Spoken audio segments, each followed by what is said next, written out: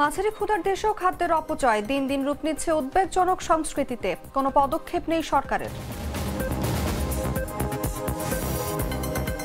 ফেব্রুয়ারিতে নির্বাচন আয়োজনে বদ্ধপরিকর সরকার, মন্তব্য আইন উপদেষ্টার। ধানমন্ডির ভোটার হচ্ছেন উপদেষ্টা আসিফ মাহমুদ। শীতেও চোখ রাঙাচ্ছে ডেঙ্গু, ভ্যাকসিনের অভাব বাড়াচ্ছে উদ্বেগ। জনসাধারণের সচেতনতা বাড়ানোর পরামর্শ। যুদ্ধবিরতি লঙ্ঘন করে গাজায় ইসরায়েলি আগ্রাসন, নিহত ছাড়ালো ৬৯,০০০।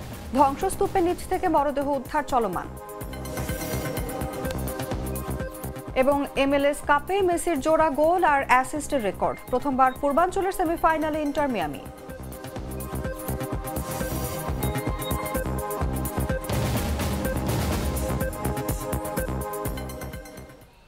এতক্ষণ শুনছিলেন সংবাদ শিরোনাম। দর্শক, আমন্ত্রণ দুপুর ৩টা সংবাদে। সঙ্গে আছে আমি অনুভা বিশ্বাস।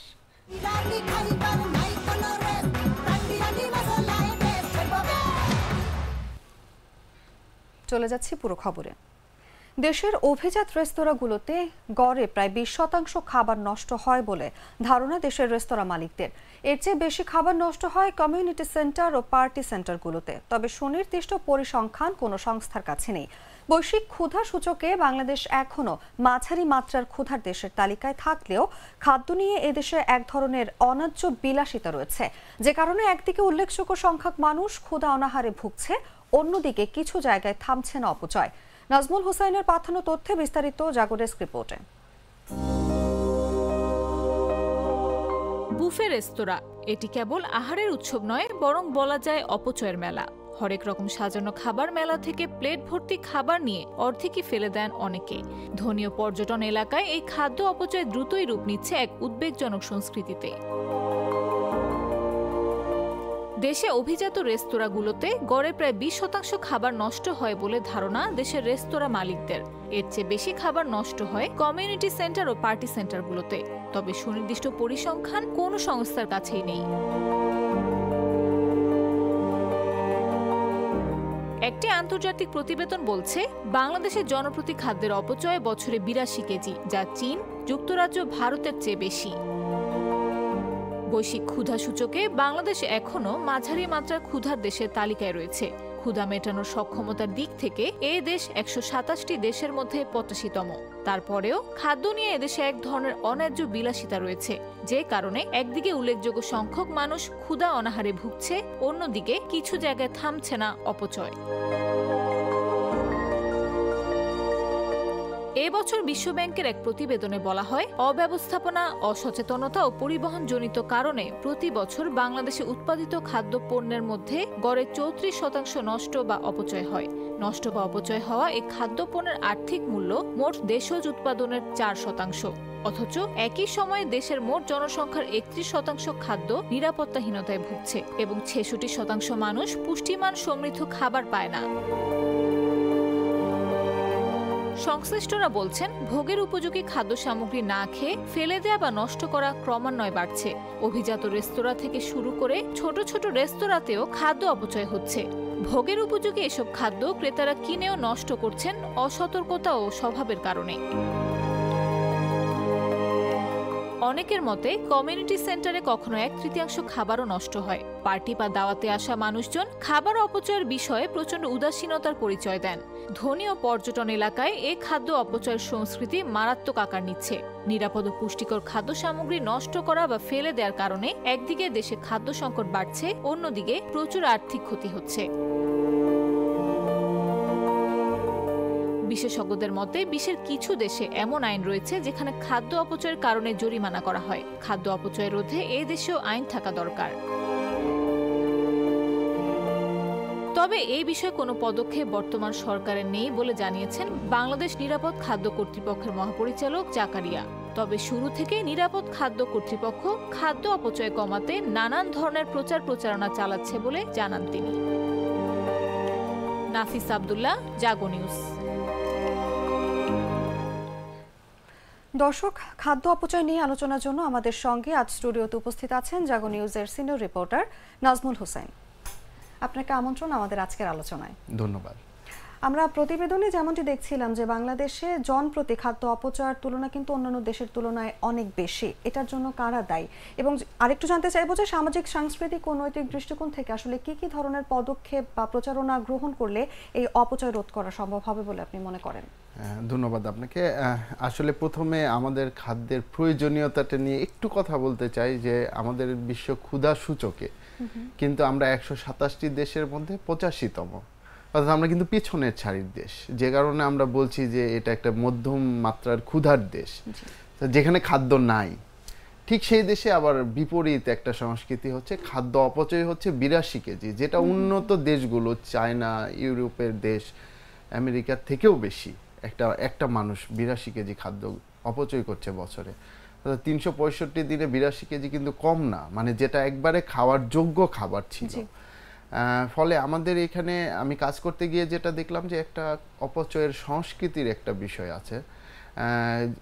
এটা হচ্ছে উচ্চবিলাসী লোকজনের মাধ্যমে ধনীদের মধ্যে বেশি, যেটা বিভিন্ন জায়গায় কথা বলে আমরা জেনেছি।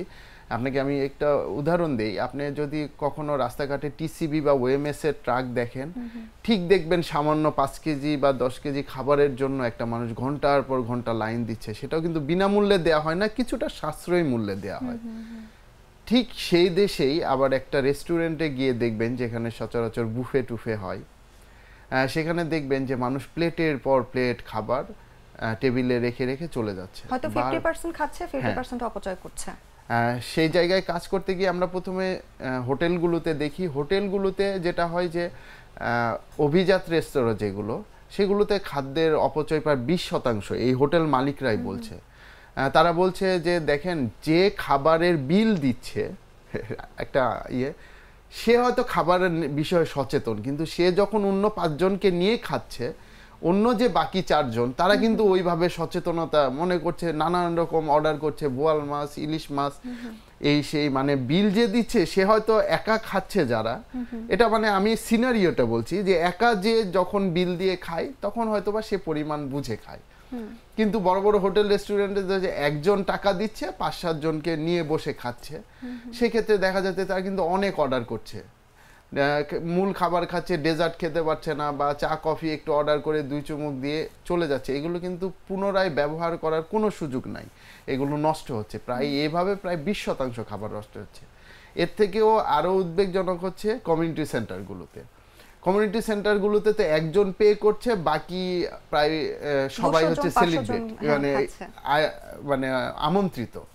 তারা কিন্তু সেখানে কখনোই ভাবছে না যে আমি কতটুকু নিব এবং কতটুকু খেতে পারবো। কিছু মানুষ ভাবছে, কিন্তু অধিকাংশ মানুষ ঠিক যত খাবারের মেনু আসছে তারা নিচ্ছে, হয়তো পারছে খেতে, অথবা মুখে দিয়ে ফেলে দিচ্ছে।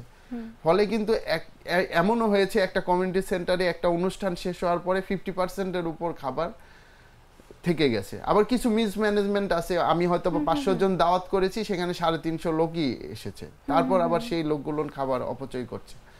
তো এগুলো কিন্তু পুনরায় ব্যবহার করা যায় না। কিছু ক্ষেত্রে অনেকে বলতে পারে যে কমিউনিটি সেন্টার থেকে খাবার কিনে নিয়ে ফুটপাতে বিক্রি হয়, সেটা তো নিশ্চয়ই আপনার, আমি স্বাস্থ্যসম্মত খাবার বলবো না, কারণ ওটা তো মান নষ্ট হয়ে যায়। তো ওইটা তো নষ্টের মধ্যেই ধরে।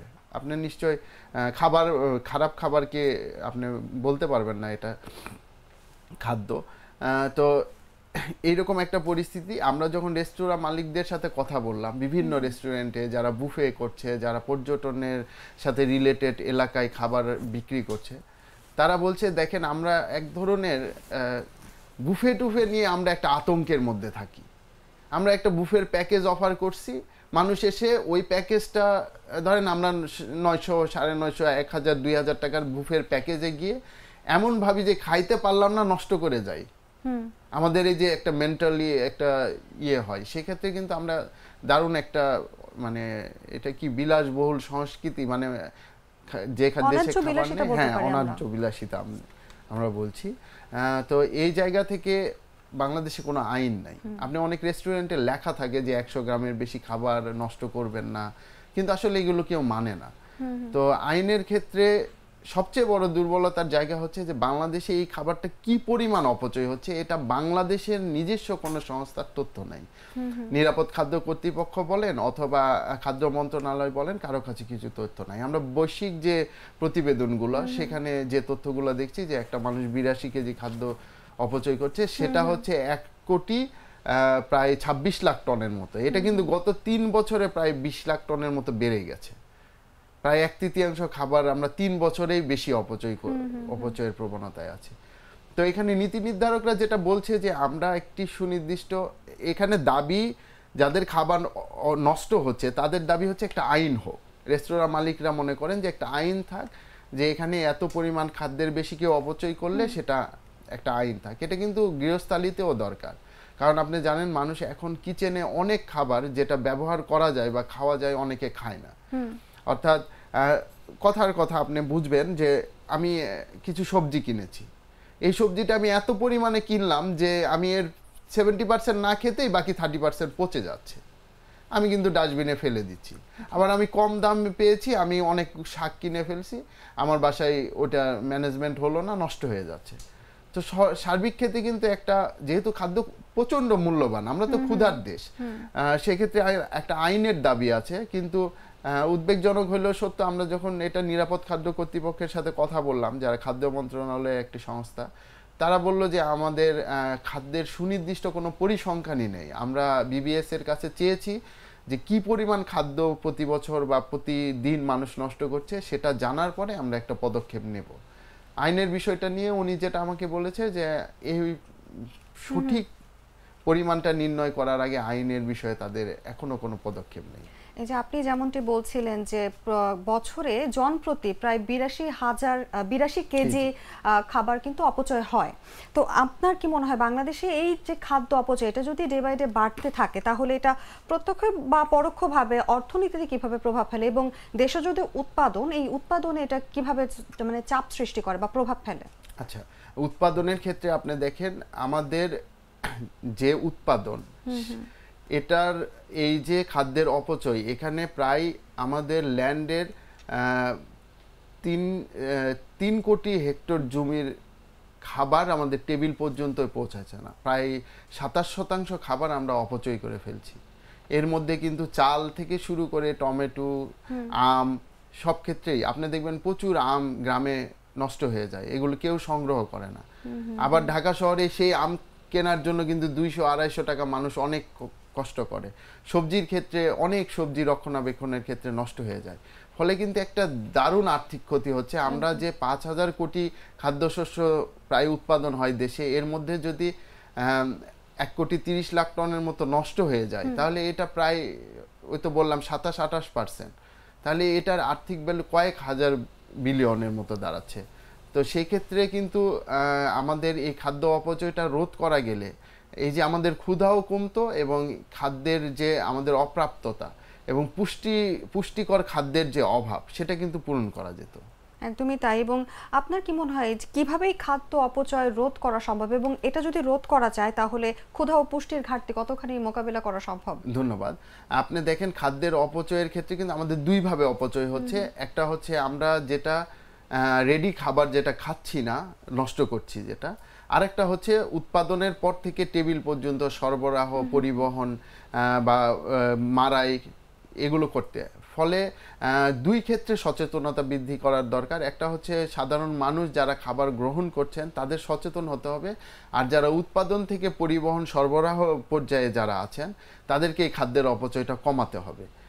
2 নাম্বার একটা আইন থাকা দরকার, এটা সবার কথা, যে খাদ্য আমরা অপচয় করব না, অপচয় করলে সেটার একটা জরিমানা, বা বিশ্বের কিন্তু অনেক দেশে আছে কিছু জরিমানা করা হয়। আপনি যদি রেস্টুরেন্টে খাবার একটা নির্দিষ্ট পরিমাণের বেশি অপচয় করেন তাহলে কিন্তু জরিমানা করা হয়। অনেক দেশে আবার আপনাকে কিছুটা হেয় করা হয়, মানে তারা কোনো জরিমানা করে না, কিন্তু এমন ধরনের আপনার সাথে অ্যাটিটিউড করে যেটা আপনি বুঝতে পারেন যে এটা আমার এই খাদ্য অপচয়ের কারণে এরকম করা হয়েছে। তো বাংলাদেশে একটা বিষয় থাকা দরকার। আর 2 হচ্ছে সরকারকে কিছু প্রচুর কাজ করতে হবে, সেটা হচ্ছে সরবরাহ এবং উৎপাদন পর্যায়ে যেন খাদ্যের অপচয় না হয়। ফলে এখানে কিন্তু একটা বিষয় আসবে, ন্যায্য মূল্য নিশ্চিত করতে হবে, জানে কৃষক যেন বাজারে গিয়ে তার সবজিটা বা ফলটা ঠিক দামে বিক্রি করতে পারে। অনেক ক্ষেত্রে কিন্তু বিক্রি করতে না পেরে অনেকে এসে মাঠে ফেলে দেয়, গরুকে খাওয়ায়, এ ধরনের ন্যায্য মূল্যের একটা বিষয় থাকছে। আর সরবরাহের ক্ষেত্রে আমাদের দেশের তাপমাত্রা বেশি, আমাদের দেশে যেটা করতে হবে যে তাপমাত্রার কারণে অনেক খাবার পচে যায় খুব দ্রুত, ফলে একটি কোল্ড চেইন সিস্টেম দরকার। অর্থাৎ গ্রামগঞ্জের বাজার থেকে যখন খাদ্যটা ঢাকায় আসছে, সেটা একটা হিমায়িত গাড়িতে আনার ব্যবস্থা করা, এটা তো আর ব্যক্তি উদ্যোগে সম্ভব না। সরকার কিছু করতে পারে, এবং সরকারের কিছু উদ্যোগ ছিল যে ঢাকা শহরের 5টা হিমাগার তৈরি করার, যেখানে কেউ সবজি এনে প্রয়োজনে এখানে সংরক্ষণ করে তারপর বাজারে দিতে পারবে। অর্থাৎ এমন হয়ে যায় যখন রাত্রেবেলা 3টায় যখন বাজারে কোনো গাড়ি প্রবেশ করে সবজি ফল, সেটা কিন্তু বেচা কিনা হয়, কিন্তু কোনো কারণে জ্যাম ট্যামের কারণে 10টায় হলে আর ওই দিন কিন্তু আর পাইকারিতে বেচা কেনা করা সম্ভব হয় না। তো তখন থেকে পরের দিন পর্যন্ত সংরক্ষণ করার একটা ব্যবস্থা দরকার। আমরা কিন্তু কাউরান বাজার থেকে শুরু করে এই যে বড় বড় পাইকারি বাজারের আড়তগুলোর চারপাশে দেখি প্রচুর খাবার নষ্ট হয়ে, প্রচুর শাক সবজি এগুলো নষ্ট হয়ে মানুষ বিক্রি করতে পারে না। সেটা সংরক্ষণের জায়গা থাকলে অবশ্যই সে পরের দিন বিক্রির চেষ্টা করতো। আপনি একটু আগে যেমনটি বলছিলেন যে খাদ্য অপচয় রোধে কিছু আইন প্রণয়ন করা জরুরি।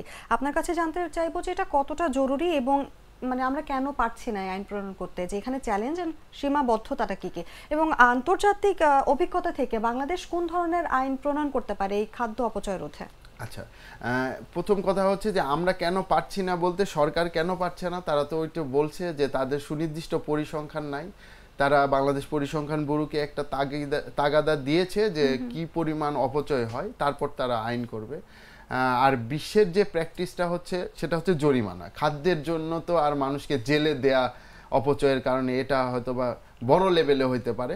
সাধারণ ভোক্তার ক্ষেত্রে জরিমানাটা, ধরেন আপনি একটা রেস্টুরেন্টে খাবার খেয়েছেন, 300 টাকার খাবার খেয়েছেন, এখানে বিশ্বের অন্যান্য দেশে 300 টাকার খাবারের মধ্যে আপনি প্রায় 100 টাকার খাবার নষ্ট করে ফেলেছেন, সেক্ষেত্রে আপনাকে 100 টাকা জরিমানা করা যেতে পারে। যে তাহলে কিন্তু ওই খাবারের একটা দাম সরকারের খাতে কিন্তু অ্যাড হলো, খাবারটা অপচয় হলে। এই ধরনের প্র্যাকটিস আছে। জরিমানা আর জেল ছাড়া তো বাংলাদেশে অন্যান্য শাস্তির প্র্যাকটিস নাই সেইভাবে, ফলে জরিমানাটার কথাই সবাই বলছেন। আমাদেরও প্রত্যাশা থাকবে সংশ্লিষ্ট কর্তৃপক্ষের প্রতি এবং সরকারের প্রতি, তারা যেন এই খাদ্য অপচয় রোধে কোনো ধরনের পদক্ষেপ গ্রহণ করে। ধন্যবাদ আপনাকে আমাদের সঙ্গে আজ আলোচনায় উপস্থিত থাকার জন্য। ধন্যবাদ। দর্শক, কথা বলছিলাম জাগো নিউজের সিনিয়র রিপোর্টার নাজমুল হোসেনের সঙ্গে। এবার চলে যাচ্ছি অন্যান্য সংবাদে। জাতীয় সংসদ নির্বাচন নিয়ে শঙ্কার কোনো কারণ নেই বলে মন্তব্য করেছেন আইন বিচার ও সংসদ বিষয়ক উপদেষ্টা আসিফ নজরুল। বলেন, সরকার ফেব্রুয়ারির প্রথমার্ধে নির্বাচন আয়োজনের ব্যাপারে বদ্ধপরিকর।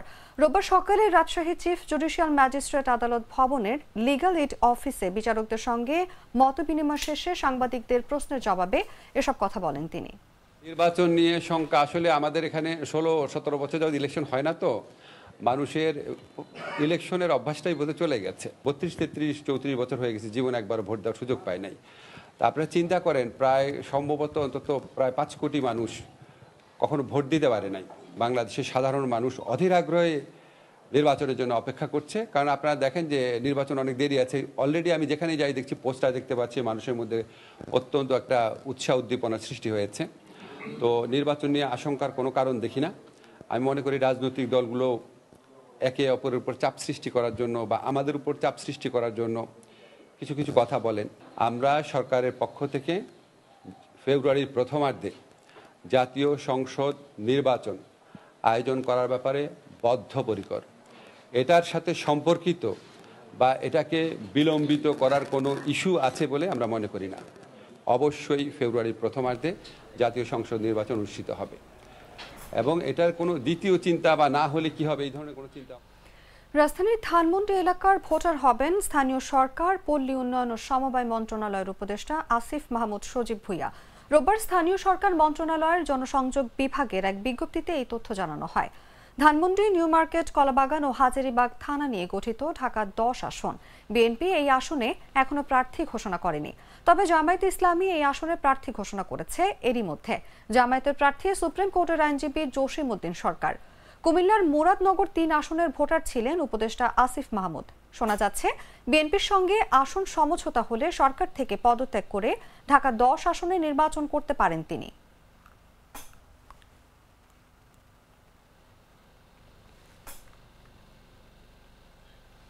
দেশে উদ্বেগজনকভাবে বাড়ছে ডেঙ্গুর প্রাদুর্ভাব। চলতি বছরের 7 নভেম্বর পর্যন্ত মৃতের সংখ্যা 307 আর শনাক্ত রোগীর সংখ্যা পার করেছে ৭৬,০০০-এরও বেশি। বিশেষজ্ঞরা সতর্ক করে বলছেন, এখন বর্ষা চলে গেলেও স্বস্তি নেই এডিস মশা থেকে। শীতেও চোখ রাঙাবে ডেঙ্গু। তাই ডেঙ্গু নিয়ন্ত্রণে মশার বিস্তার রোধ ও ভ্যাকসিন ব্যবহারের গুরুত্বের পাশাপাশি সচেতনতা বাড়ানোর পরামর্শ কীটতত্ত্ববিদদের। বিস্তারিত জাগো ডেস্ক রিপোর্টে। চলতি বছরের 7 নভেম্বর পর্যন্ত ডেঙ্গুতে দেশে মৃতের সংখ্যা বেড়ে দাঁড়িয়েছে 307-এ আর শনাক্ত রোগীর সংখ্যা ৭৬,৫১৪। এই পরিস্থিতিতে সাধারণ মানুষ আতঙ্কিত। বিশেষজ্ঞরা বলছেন, বর্ষার সঙ্গে সীমাবদ্ধ থাকা অবস্থা এখন আর নেই। বছরের যে কোনো সময় ডেঙ্গুর প্রাদুর্ভাব ঘটতে পারে। কীটতত্ত্ববিদরা মনে করেন, নগরায়ন ও জলবায়ু পরিবর্তনের কারণে এডিস মশার বিস্তার বাড়ছে, ফলে ডেঙ্গু রোগীর সংখ্যাও বাড়ছে। ডেঙ্গু নিয়ন্ত্রণে মশার বিস্তার রোধ ও ভ্যাকসিন ব্যবহারের গুরুত্বও তারা তুলে ধরেন। তবে কার্যকর ভ্যাকসিন রয়েছে কিনা তা এখনও বিতর্কিত। জনস্বাস্থ্য বিশেষজ্ঞ অধ্যাপক মোশতাক হোসেন বলেন, বিশ্ব স্বাস্থ্য সংস্থা এই পর্যন্ত ডেঙ্গুর 2টি ভ্যাকসিন ডেঙ্গাভেক্সিয়া ও কিউডেঙ্গা অনুমোদন দিয়েছে। তবে উভয়েরই সীমাবদ্ধতা রয়েছে। ডেঙ্গাভেক্সিয়া শুধুমাত্র পূর্বে ডেঙ্গু আক্রান্ত শিশুদের জন্য, আর কিউডেঙ্গা 6 থেকে 16 বছর বয়সীদের জন্য। তাই বাংলাদেশ এখনও ভ্যাকসিন ব্যবহার শুরু করেনি। অধ্যাপক কবিরুল বাশার বলেন, ডেঙ্গু টিকার ব্যবহার রাজনৈতিক ও সামাজিক বিবেচনার সঙ্গে যুক্ত। এর আগে এই রোগকে এপিডেমিক ঘোষণা করতে হবে, যা সরকারের ভাবমূর্তিকে প্রভাবিত করতে পারে। তাই ভ্যাকসিনের পরিবর্তে সাধারণ মানুষের সচেতনতা এখন সবচেয়ে গুরুত্বপূর্ণ। তিনি সতর্ক করে বলেন, পরিচ্ছন্নতা বজায় রাখা, পানি জমতে না দেয়া ও মশারি ব্যবহার করলেই ডেঙ্গুর প্রভাব অনেকাংশে কমানো সম্ভব। তবে জনসাধারণের সচেতনতা ছাড়া শুধু টিকা দিয়ে ডেঙ্গু সমাধান নয় বলে মনে করছেন বিশেষজ্ঞরা। নিউজ ডেস্ক, জাগো নিউজ। রাজধানীর শাহবাগে শিক্ষকদের উপর সাউন্ড গ্রেনেড, টিয়ারশেল নিক্ষেপ এবং লাঠি পেটায় শতাধিক শিক্ষক আহত হয়েছেন। এই ঘটনায় স্বরাষ্ট্র উপদেষ্টা এবং প্রাথমিক ও গণশিক্ষা উপদেষ্টার পদত্যাগের দাবি জানিয়েছেন প্রাথমিকের সহকারী শিক্ষকরা। রোববার প্রাথমিক শিক্ষক দাবি বাস্তবায়ন পরিষদের পক্ষ থেকে এক বিজ্ঞপ্তিতে এই তথ্য জানানো হয়েছে। শিক্ষক নেতা মোহাম্মদ শামসুদ্দিন মাসুদ এই তথ্য জানিয়েছেন। এদিকে শাহবাগ থানায় আটক রাখা হয়েছে প্রাথমিক শিক্ষক দাবি বাস্তবায়ন পরিষদের অন্যতম নেতা মাহবুবুর রহমান, মোহাম্মদ আব্দুল কাদের, মোহাম্মদ নুরুল ইসলাম, মোহাম্মদ শরীফুল ইসলাম ও মোহাম্মদ সোহেলকে। শিক্ষকদের দাবি, কোনো কারণ ছাড়াই প্রায় 19 ঘন্টা থানায় আটক রাখা হয়েছে তাদের। এ বিষয়ে সরকারের দৃষ্টি আকর্ষণ করেন তারা। 10ম গ্রেড সহ 3 দফা দাবিতে কেন্দ্রীয় শহীদ মিনারে প্রাথমিক শিক্ষকরা দ্বিতীয় দিনের মতো অবস্থান কর্মসূচি পালন করছেন। একই সঙ্গে সারা দেশের সব প্রাথমিক বিদ্যালয়ে কর্মবিরতি চলছে। দাবি পূরণ না হওয়া পর্যন্ত অবস্থান ও কর্মবিরতি কর্মসূচি চালিয়ে যাওয়ার ঘোষণা দিয়েছেন শিক্ষকরা।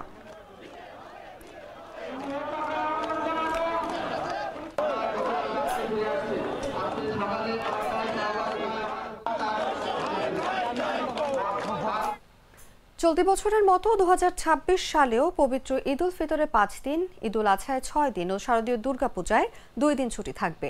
সংশ্লিষ্ট সূত্রে এই তথ্য জানা গেছে। গেল বৃহস্পতিবার 2026 সালের সরকারি ছুটির তালিকা অনুমোদন করে অন্তর্বর্তী সরকারের উপদেষ্টা পরিষদ। ওই দিন রাজধানীর তেজগাঁওয়ে প্রধান উপদেষ্টার কার্যালয়ে অনুষ্ঠিত বৈঠকে এই অনুমোদন দেওয়া হয়। বৈঠকে সভাপতিত্ব করেন প্রধান উপদেষ্টা অধ্যাপক ডক্টর মোহাম্মদ ইউনূস। বৈঠকের পর প্রধান উপদেষ্টার প্রেস সচিব শফিকুল আলম সাংবাদিকদের জানিয়েছিলেন, আগামী বছর সাধারণ ছুটি ও নির্বাহী আদেশ মিলিয়ে মোট ছুটি 28 দিন।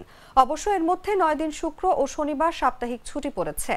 জনপ্রশাসন মন্ত্রণালয় 2-1 দিনের মধ্যে 2026 সালের ছুটির তালিকার প্রজ্ঞাপন জারি করবে বলে জানিয়েছেন কর্মকর্তারা। গ্লিটারের টুইন লেমন ও অ্যান্টিব্যাকটেরিয়াল ফর্মুলা বাসনকে চকচকে জীবাণুমুক্ত করে আমাদের দেয় গ্লিটার গ্যারান্টি। চট্টগ্রাম রপ্তানি প্রক্রিয়াকরণ অঞ্চলে পুড়ে যাওয়া আদমস ক্যাপস অ্যান্ড টেক্সটাইলস লিমিটেডের ঝুঁকিপূর্ণ সেই ভবনের ভবিষ্যৎ নির্ধারণে military institute of science and টেকনোলজির সহযোগিতা চেয়েছে বেবচা। অগ্নিকাণ্ডের ঘটনায় উদ্ধার হওয়া কাপড় সহ নানান কাঁচামালের নিরাপত্তা নিয়েও বিপাকে পড়েছে কারখানাটি। এরই মধ্যে ভাড়ায় নেওয়া শতাধিক কাভার্ড ভ্যানকে অস্থায়ী গুদাম বানিয়েছে প্রতিষ্ঠানটি। পাশাপাশি অগ্নি দুর্ঘটনার পর কারখানাটি লে অফ ঘোষণা করলেও শ্রমিকদের বেতন ভাতা নিয়মিত চালু রেখেছে প্রতিষ্ঠানটি। তবে কাভার্ড ভ্যানকে অস্থায়ী গুদাম বানানোর বিষয়টি অস্বীকার করেছে কারখানা কর্তৃপক্ষ। কারখানার পণ্য কাভার্ড ভ্যানে রাখার বিষয়ে নির্বাহী পরিচালক বলেন, ওখানে একই মালিকের আরও একটি কারখানা রয়েছে যেটির ভবন ক্ষতিগ্রস্ত হয়নি। কাভার্ড ভ্যানে রাখা মালামালগুলো ওই ভবনের গোডাউনে নেওয়া যায় কিনা সেই বিষয়ে কারখানা কর্তৃপক্ষের সঙ্গে আলোচনা করা হবে। তবে কারখানার লে অফকালীন শ্রমিক কর্মচারীদের নিয়মিত বেতন ভাতা দেওয়া হচ্ছে বলে জানান তিনি। জলের পরে এই মালগুলি তুলতে পারছে না, কন্টেনার থেকে মাল আনলোড করে এগুলি কভার ভ্যানে লাগছে। আচ্ছা, বুঝছেন? প্রায় 17 উপরে গাড়ি আছে এখানে মালিকের। তাহলে এগুলি মনে করে এগুলি মালিকের সব লস। এগুলি মনে করে এক মালিকের বড় গাড়ি মনে করে কারণ তারা আমাদেরকে গাড়ি আরো ব্যাটারি জ্বলছে পর্যন্ত লাগাইছে। খুলনার বাজারে সবজির সরবরাহ বাড়লেও কমেনি সবজির দাম। 50 টাকার নিচে পাওয়া যাচ্ছে না অধিকাংশ সবজি। অন্যদিকে পেঁয়াজের দামও বেড়েছে 40 থেকে 50 টাকা কেজিতে। ব্যবসায়ীরা বলছেন, অনেক সবজির দাম বাড়তি ছিল, নতুন সবজি বাজারে আসায় বেশিরভাগ সবজির দাম কমতে শুরু করেছে। তবে শীতকালীন সবজির দাম কিছুটা বেশি থাকলেও কিছুদিনের মধ্যে দাম আরও নাগালে আসবে। আর পেঁয়াজের আমদানি কম থাকায় দাম বৃদ্ধি পেয়েছে, সামনে দাম আরও বাড়তে পারে বলেও জানান তারা। ক্রেতাদের দাবি, নিয়মিত বাজার মনিটরিং করলে সবকিছুর দাম নাগালে থাকতো।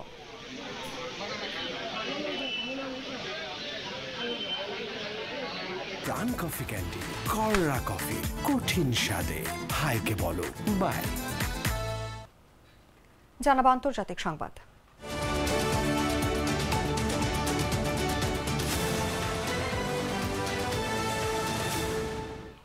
ইসরায়েল ও হামাসের মধ্যে 1 মাস আগে যুদ্ধবিরতি হওয়ার পরও গাজায় নিহতের সংখ্যা ক্রমাগত বাড়ছে। কারণ একদিকে ধ্বংসস্তূপের নিচ থেকে এখনো লাশ উদ্ধার ও শনাক্তের কাজ চলছে, অন্যদিকে এখনো গুলি করে হত্যা অব্যাহত রয়েছে। গাজার স্বাস্থ্য মন্ত্রণালয় শনিবার জানিয়েছে, 2023 সালের 7 অক্টোবর থেকে এখন পর্যন্ত এই উপত্যকায় নিহতের সংখ্যা বেড়ে দাঁড়িয়েছে 69,169 জনে। মন্ত্রণালয়ের তথ্য অনুযায়ী গেল মাসে যুদ্ধবিরতি কার্যকর হওয়ার পরও ইসরায়েলি হামলায় অন্তত 240 জন ফিলিস্তিনি নিহত হয়েছেন। সংবাদ মাধ্যম আল জাজিরা জানিয়েছে, শনিবার ইসরায়েলি হামলায় আরও 2 ফিলিস্তিনের মৃত্যুর খবর পাওয়া গেছে। যুদ্ধবিরতি স্বাক্ষরের পরও নানা অজুহাতে ফিলিস্তিনিদের উপর হামলা চালিয়ে যাচ্ছে ইসরায়েলি সেনারা। গাজার উত্তর সীমান্তে ইয়েলো লাইন অতিক্রম করার অভিযোগ তুলে হত্যা করেছে আরও কয়েকজনকে। স্থানীয়দের দাবি, যুদ্ধবিরতির পর এই নির্ধারিত ইয়েলো লাইন আসলে অদৃশ্য এক সীমা, যা কোথায় রয়েছে কেউ জানে না। এতে ইসরায়েলি বাহিনীর গুলিতে প্রতিদিনই প্রাণ হারাচ্ছেন সাধারণ মানুষ। হামলা চলছে অন্যান্য এলাকাতেও। নেতানিয়াহু বাহিনীর পুঁতে রাখা বোমা বিস্ফোরিত হয়ে প্রাণ গেছে শিশুরও।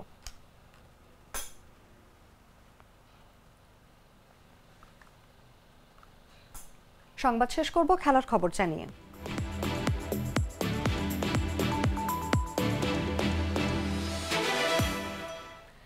প্রথম ম্যাচ জিতেছিল ইন্টার মিয়ামি, দ্বিতীয় ম্যাচ জিতেছিল ন্যাশভিল এফসি, যে কারণে MLS এর প্লে অফ সিরিজের শেষ ম্যাচটি পরিণত হয়েছিল এক প্রকার ফাইনালে।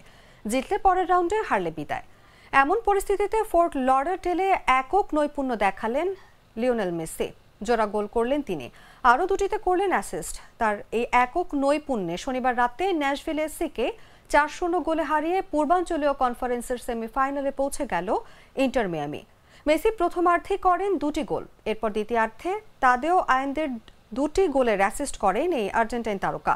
পুরো সিরিজে মিয়ামি 8-3 ব্যবধানে ন্যাশভিলকে হারালো, আর সেই 8টি গোলের সবকটিতেই মেসি সরাসরি ভূমিকা রাখলেন। তিনি করলেন 5টি গোল ও 3টি অ্যাসিস্ট। এই জয়ের ফলে পূর্বাঞ্চল সেমিফাইনালে এফসি সিনসিনাতির মুখোমুখি হবে ইন্টার মিয়ামি। নভেম্বরের 22 বা 23 তারিখে অনুষ্ঠিত হবে সেই ম্যাচ। নিয়ম অনুযায়ী এখন থেকে প্রতিটি ম্যাচ হবে নকআউট ফরম্যাটে।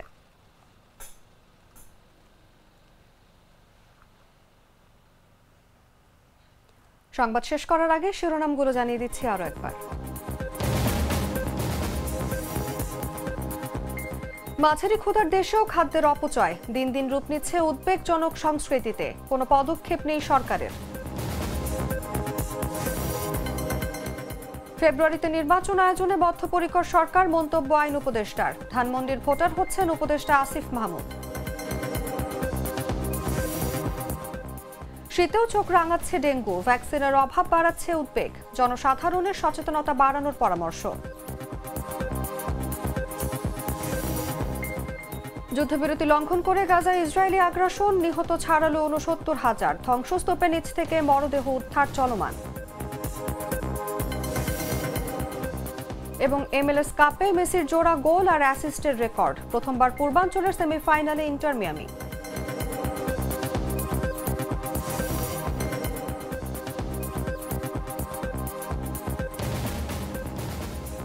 দর্শক, এই ছিল এখনকার মতো। এরপর বিকেল ৫টায় দেখবেন দেশজুড়ে সংবাদ। প্রতি মুহূর্তের সর্বশেষ খবর জানতে ভিজিট করুন jagonews24.com। ফলো করুন আমাদের ভেরিফাইড ফেসবুক পেজ এবং সাবস্ক্রাইব করুন জাগো নিউজের ইউটিউব চ্যানেল। ধন্যবাদ সবাইকে।